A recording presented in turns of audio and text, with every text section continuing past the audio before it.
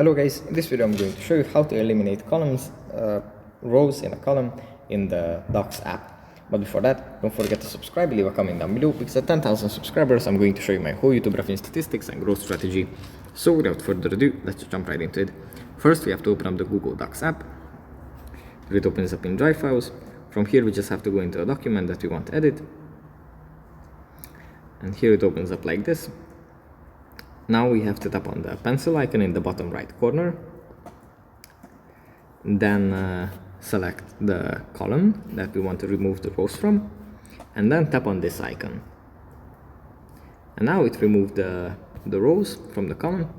And here we have an empty column, basically, with which we can do some things. For example, if we insert some text here, we can just have it like this, and we can change the orientation of it as well. So yeah, that's pretty much it for this video. Hope it was helpful for you guys, and I'll see you in the next one. Bye.